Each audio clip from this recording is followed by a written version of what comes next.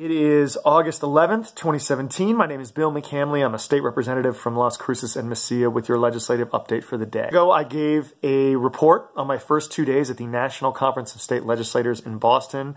I'd like to talk about the second couple of days and the things I learned and how they affect you. So we had some good presentations on things like autonomous cars and workforce development policy. I've talked about the later in pretty good depth in a lot of these videos. So I want to talk about three other things that got brought up. The first was by the Pew Charitable Trust, which is a nationwide organization that focuses on good public policy at the local, state, and national level.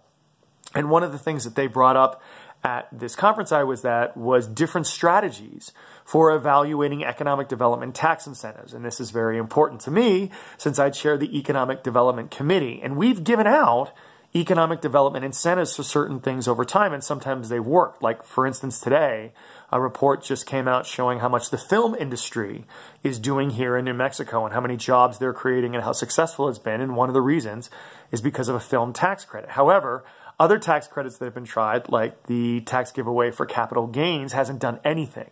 And so when they were talking about how to evaluate these things, they said the first thing you have to do is find a good organization, either the auditor's office or the legislative council, which is the staffing that each state has, or a combination of both, can really set up a strategy to look into that. And then you start to say, okay, what is our monitoring system? How do we find out, are these things creating jobs? Are these things generating revenue? And if you could say, what's our goal? It becomes possible to say, is this working or not? Now, why is this important to you? Because this is basically a tax expenditure. So just like we would spend public money on a train system or a state cops or a university, this is a state budgetary thing. So if we don't give these taxes away, we can then spend it on these things. So it needs to be treated just like any other budget matter. And you should know where your tax money is going. And I think that's really, really important. The second thing that came up was a big presentation on income inequality. It was actually called The Disappearing American Dream. And it's really interesting to note that, for instance, for people born in 1940, there was almost a 100% chance that you would do better than your parents did in terms of how much you could make and your quality of life.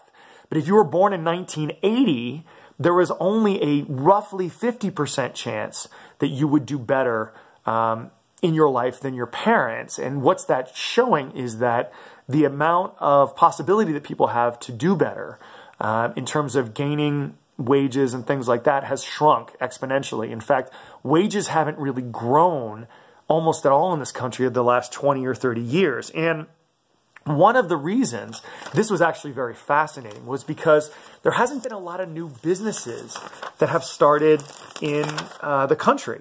And what they say is, yeah, too much economic disruption is a bad thing, but too little is also a bad thing. And why is that? Because new businesses, they account for a lot of new job growth.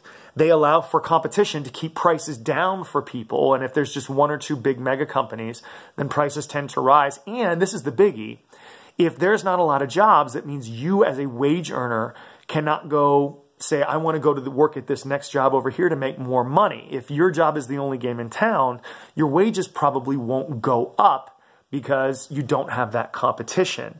The Great Recession really made this a big deal in the United States, and they've shown that we haven't really started. And there was a lot of data shown on this, but what it means for me anyway, and hopefully what it means for you in terms of what policies I create, are that there are some things that we can do. First of all, we can encourage immigration in a smart way because immigrants disproportionately start new businesses more than other folks. We can look at tax policy like the Earned Income Tax Credit. As I talked about before, the capital gains tax credit, where 70% of the tax giveaway for investment money goes to very, very wealthy people. And we've already got a lot of very wealthy people, and the people at the bottom aren't doing any better.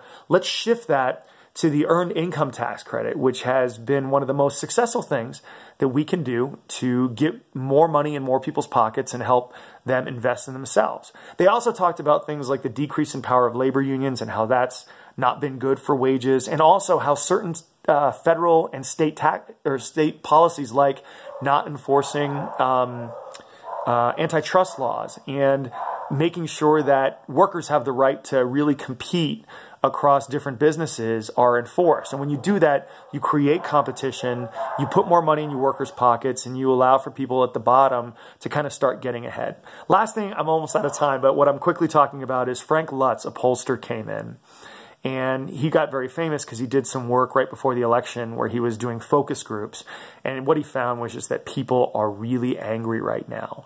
Partly because of this, right? You're not getting ahead. Your kids don't have a chance to get ahead. And people really want results. They want accountability.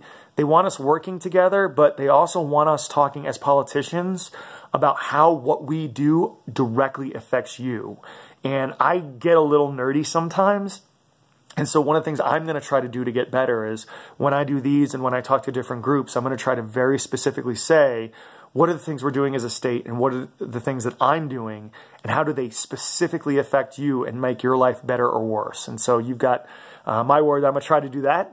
As always, thanks for watching these. If you've got questions, comments, or concerns on these or any other issues, I'd love to talk with you and hope everybody has a great weekend. Bye.